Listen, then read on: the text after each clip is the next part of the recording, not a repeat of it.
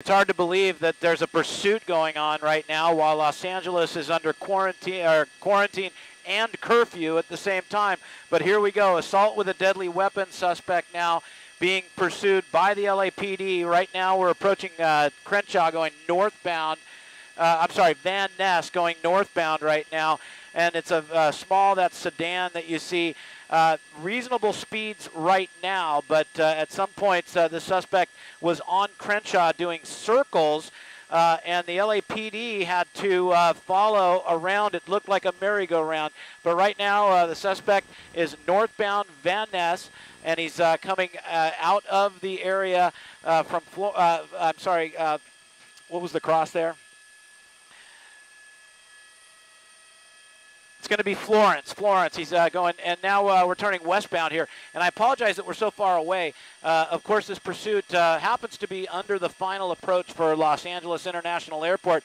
And again, law enforcement was very quick to respond to this. A suspect description went out, and within just a few minutes in the 77th Division of the LAPD, they identified the vehicle, tried to pull him over, and the pursuit was on. So right now, looks like we're going about 50 miles an hour on surface streets. Now turning southbound, and the LAPD's got 2 helicopters overhead.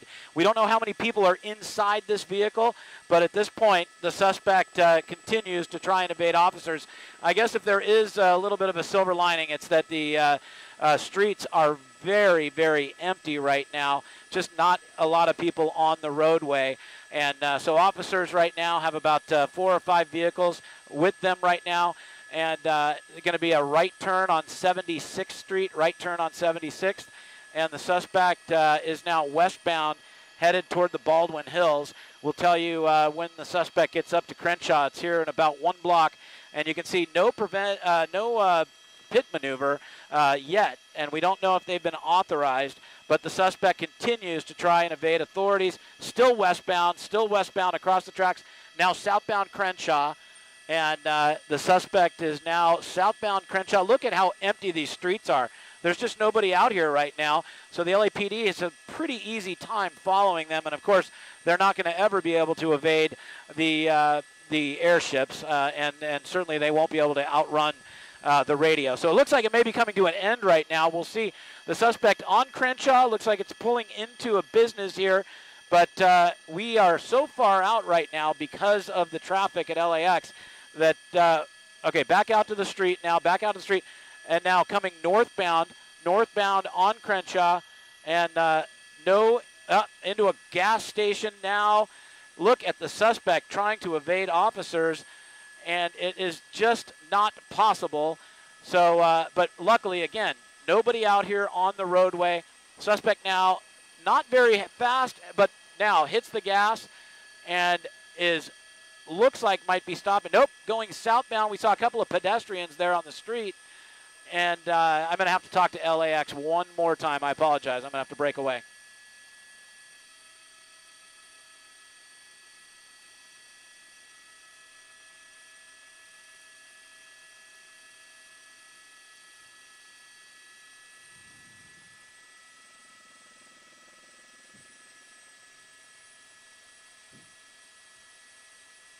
Off the pursuit.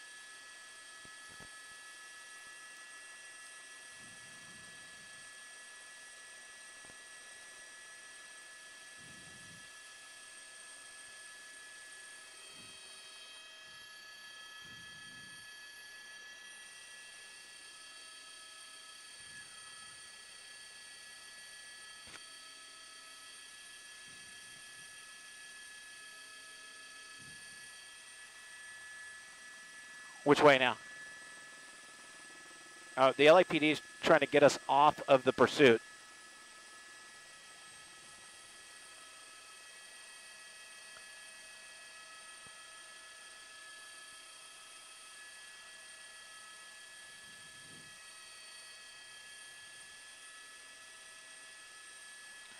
And TV5 copies as well. We'll stay north.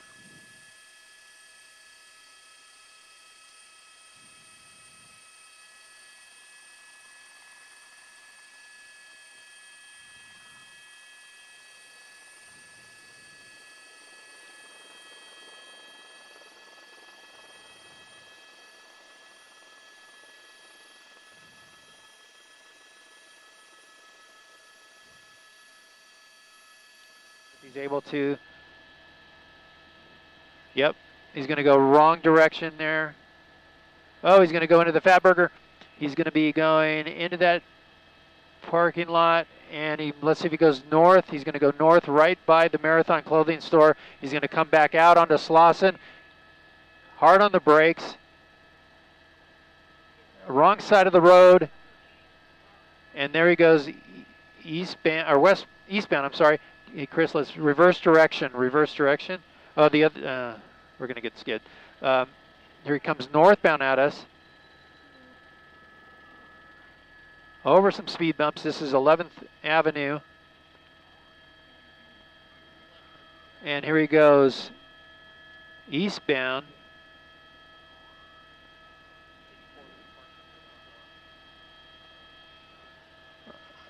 And he's going to go southbound on Crenshaw once again. So here we might see the spike strip happen right here. We got units on the side of the road. There's a spike strip. Oh, not sure if he went over it or not. Chris, I'm shooting at 6 o'clock. I just got blocked. Again into the Fatburger parking lot. He's going to go, let's see if he goes north in the alleyway. Nope, he's going to go south. And there's a pit maneuver right there. Takes him out. That's the end of it. We'll see if that's enough to end the pursuit. Nope, he's trying to back up. He's trying to go. And nope, he's not able to. He's blocked in there against the fence. Now he's going to go again. There he goes. They had him cornered there, but he was able to maneuver his way out of there. Eastbound Crenshaw. He's going to go southbound Crenshaw. They did a successful pit maneuver there, but it wasn't enough. He had some maneuver room. There's someone waving him on with a cell phone, it looks like. Southbound on Crenshaw. And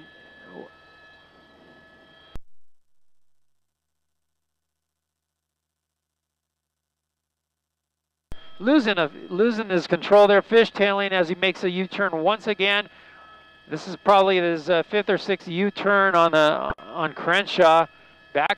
There's the pit, and that one looked like it was a good pit maneuver. And look how quickly the LAPD moves in. And now, I don't know why they're pulling away, but the suspect has the car in reverse. Again, it's an assault with a deadly weapon suspect, and that car might be the deadly weapon. And now the suspect has the door of the vehicle open. Officers getting cover behind some of the other cars that are coming up right now, and we'll see how this thing ends. The suspect still not out of the vehicle. Lights looks like he just got out. Looks like he just got out and has the hands up. Yeah, just next to the driver's door there. Obstructed by that telephone pole. Yep. Another pursuit comes to an end here, and we didn't see any other vehicles involved. It looked like a successful pit maneuver. We don't know how many suspects inside that car, but it looks like the suspect now has his arms up in the air and is complying with officers.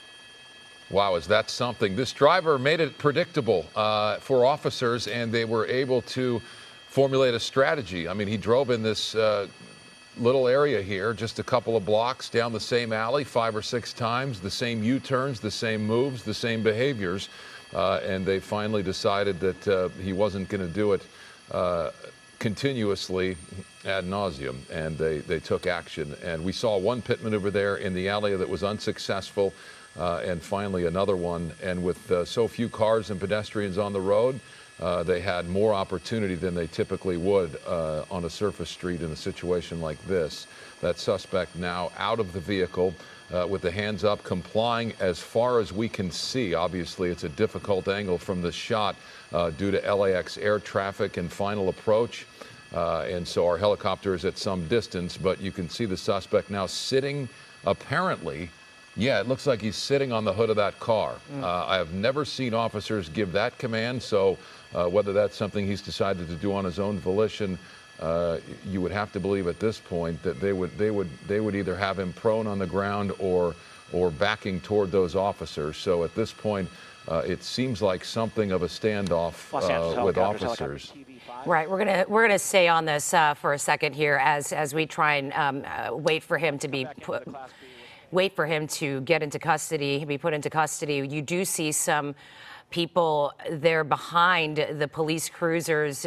For a second there, it looked like they may know the suspect. They were waving, they had their hands up, and looked like they wanted to get a better view of the scene. But here we do have the suspect now on the hood of his car. His hands are up. He's having a conversation with the officers. They're trying to get a little bit closer, but as we mentioned, we are having a little bit of difficulty having to stay there. Now he's moving away from the car. It looks like the cops are moving in. 0204, Roger. Yeah, this is not not how this should be going. Yeah, no, he's the foot bail, and now it is a foot chase, and this isn't going to last. You've got dozens of officers converging, and this suspect trying to run. It's hard to say. Too many buildings, too much obstruction, but now officers stopping traffic, and you have to believe that they have him in custody. That would be the assumption from our vantage point based on the actions of these officers that we can see and just the sheer number of officers that had him cornered as he ran along that sidewalk. Boy, what a bizarre end to this pursuit. It looked as though that vehicle was disabled, which you'd have to believe would be what would cause him to stop at that point based on his prior actions and the attempt pit maneuvers that were unsuccessful, and the driver continued to go till he couldn't go anymore.